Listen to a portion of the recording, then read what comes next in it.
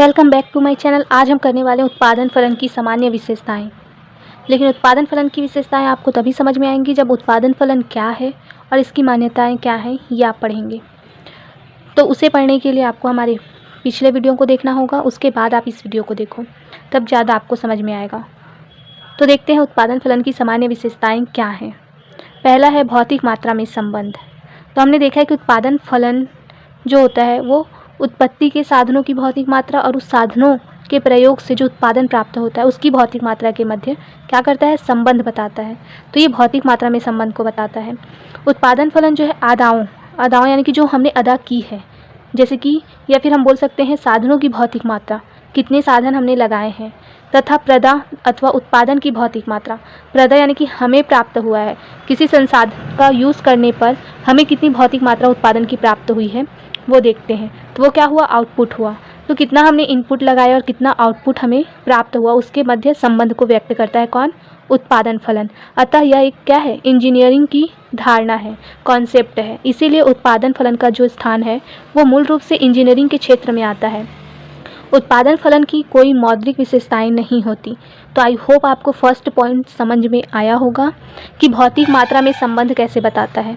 Simple सी बात है, भौतिक मात्रा में संबंध कैसे बताएगा, जितना भी हम संसाधन यूज़ कर रहे हैं या जितना भी एक वस्तु को उत्पादित करने में हम खर्च कर रहे हैं वो सब, और उस खर्च करने के पश्चात हमें कितना उससे आउटपुट मिल रहा है, कितना उत्पादन प्राप्त हो रहा है, उन दोनों के मध्य संबंध व्यक्त करते हैं।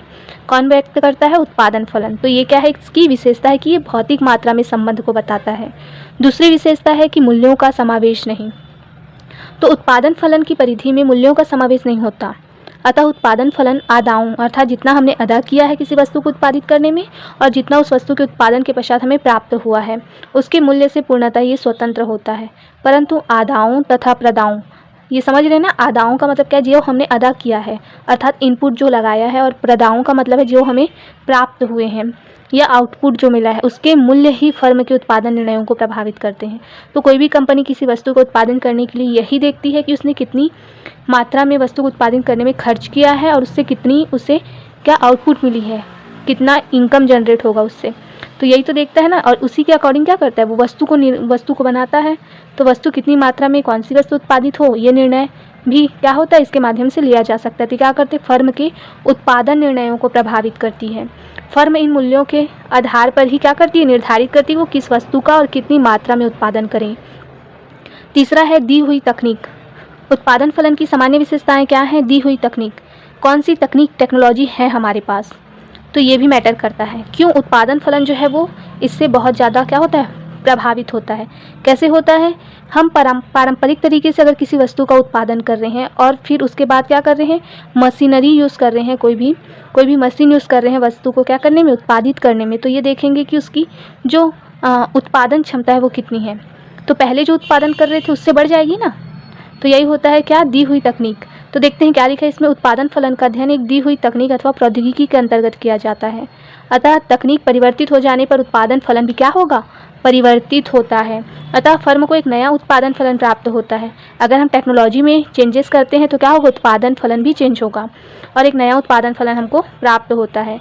नए उत्पादन फलन का तात्पर्य ये होता है कि फर्म साधनों की पहले जितनी मात्रा से अधिक उत्पादन प्राप्त करेगी। क्या करेगी, पहले जितने साधन का प्रयोग कर वो जितना उत्पादन कर रही थी ना, अब उससे भी कम साधन का प्रयोग करेगी और उससे ज़्यादा मात्रा में उत्पादन करेगी। तो ये क्या होता है, टेक्नोलॉजी भी क्या होती है, मैटर करती है। तो उत्पादन फलन की विशेषता क्या है, दी हुई तकनीक भी है कि कौन सी तकनीक है वस्तु को उत्पादित करने के लिए। तो देखते हैं अब अगला, देखिए फोर्थ पॉइंट दिया है एक विशेष समय अवधि। उत्पादन फलन का जो संबंध होता है क्या होता है, एक विशेष समय अवधि से होता है। क्या होता है, एक विशेष समय अवधि से होता है। एक समय अवधि में एक उत्पादन फलन हो सकता है जो समय की अवधि परिवर्तित होने पर परिवर्तित हो जाता है।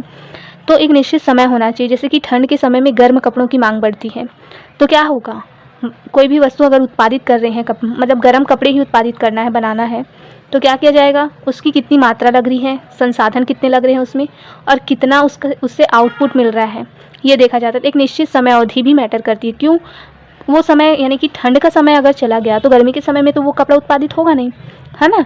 जितने कपड़ों की मांग, गर्म कपड़ों की मांग ठंड में बढ़ती है उतनी गर्मी में तो बढ़ेगी नहीं। तो ये होता है कि विशेष समय अवधि भी होती है उत्पादन फलन को परिवर्तित करने के लिए।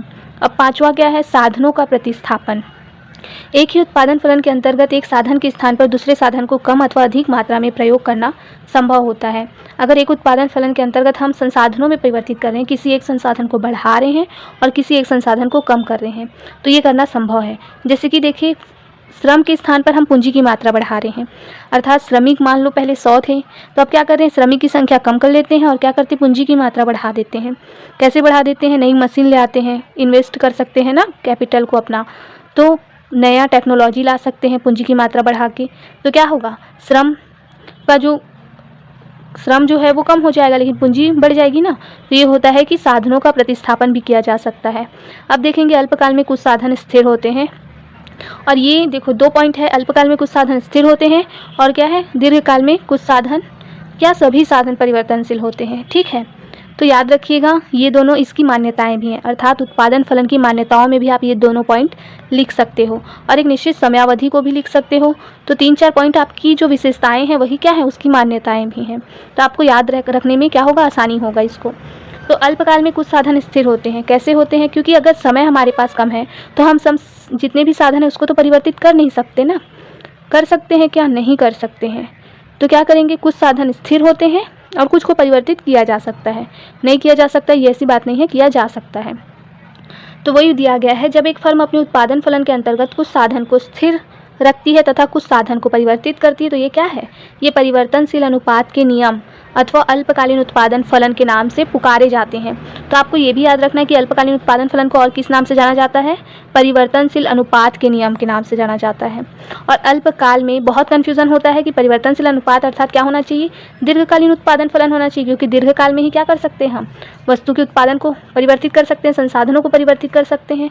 लेकिन ऐसा नहीं है, परिवर्तनशील अनुपात का जो नियम है वो क्या है, अल्पकालीन उत्पादन फलन के लिए है। तो अल्पकाल में फर्म के लिए उत्पादन के जितने भी साधन है वो क्या होते हैं, परिवर्तन करना उसमें संभव नहीं होता, और अल्पकाल में कुछ साधन जो है स्थिर रहते हैं इसीलिए। अब देखेंगे दीर्घकाल में क्या होता है। देखो, दीर्घकाल में सभी साधन परिवर्तनशील होते हैं, क्योंकि दीर्घकाल में हमारे पास इतना समय होता है कि हम क्या कर सकते हैं, संसाधनों को बढ़ा सकते हैं या घटा सकते हैं। इसीलिए क्या होते हैं, सभी साधन क्या होंगे, परिवर्तनशील होंगे। एक फर्म अपने उत्पादन फलन के अंतर्गत दीर्घकाल में सभी साधनों को परिवर्तित कर सकती है, और ऐसी स्थिति में उत्पादन के जो सभी साधन हैं परिवर्तनशील होते हैं तथा कोई भी साधन स्थिर नहीं होता। जब फर्म सभी साधनों को परिवर्तित करती है तो ऐसे उत्पादन फलन को क्या कहा जाता है, दीर्घकालीन उत्पादन फलन अथवा पैमाने के प्रतिफल के नाम से जाना जाता है। तो हम आगे पढ़ेंगे भी कि पैमाने के प्रतिफल क्या होते हैं, इसमें घटते प्रतिफल, बढ़ते प्रतिफल और स्थिर प्रतिफल के बारे में जानेंगे। तो आगे हम क्या पढ़ेंगे, कॉफ डगलस उत्पादन फलन भी जानेंगे और देखेंगे दीर्घकालीन और अल्पकालीन उत्पादन फलन में क्या अंतर होता है। तो आगे की वीडियो के लिए चैनल को सब्सक्राइब कर लेना और वीडियो पसंद आया हो तो लाइक ज़रूर करना। धन्यवाद।